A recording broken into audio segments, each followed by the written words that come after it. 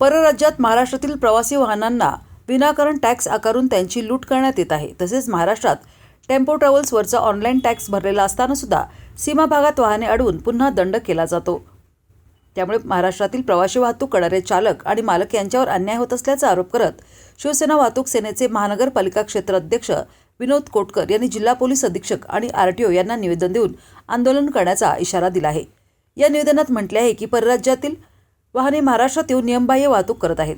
केंद्र सरकारच्या जीआरकडे दुर्लक्ष करून कोणी यांच्यावर कारवाई करत नाही। सदर त्यांना कोणताही टॅक्स आकारला जात नाही।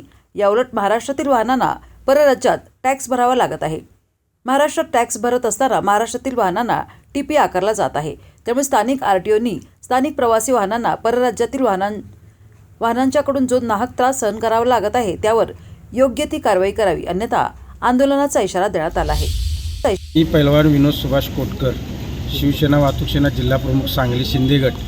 माझा टेम्पो ट्रॅव्हलरचा व्यवसाय आहे आणि टेम्पो ट्रॅव्हलर आमच्या कर्नाटकमध्ये गेल्यानंतर अंडेगिरी डबल वेळा टॅक्स भरून घेतला जातो आणि ज्या बाहेरच्या राज्यातील जसे की दीव दमण असेल, AR असेल, NL असेल, या ज्या ऑल इंडिया पासिंग म्हणून ज्या सांगली जिल्ह्यामध्ये व पूर्ण महाराष्ट्रामध्ये जे बेकायदेशीर प्रवास करत आहेत त्यांना कुठंतरी आळा बसावा ह्यासाठी आम्ही आज कलेक्टर ऑफिस, SP ऑफिस आणि RTO ऑफिस असे पूर्णपणे आमच्या संघटनेच्या वतीने आज सगळीकडे अर्ज दिलेला आहोत। त्या हिशोबाने आम्हाला पोच देखील मिळालेले आहेत व त्यांच्यावर कारवाईही करू असे आम्हाला आश्वासन दिलेले आहे। एवढ्यावर आम्ही न थांबता काही दिवसांनी कर्नाटक महाराष्ट्र बाउंड्रीवरती आम्ही रास्ता रोको आंदोलनही करणार आहोत। आता यामध्ये सांगण्याचा उद्देश म्हणजे आम्ही पूर्णपणे महाराष्ट्र पासिंग गाड्या घेतलेल्या आहोत।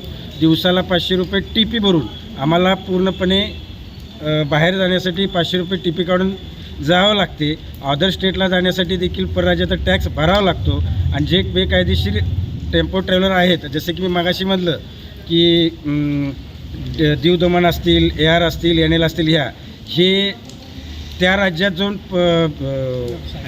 अनलिगली नावावर करून व आपल्या महाराष्ट्राचा टॅक्स बुडवून आपल्या इथं हा धंदा करत आहेत।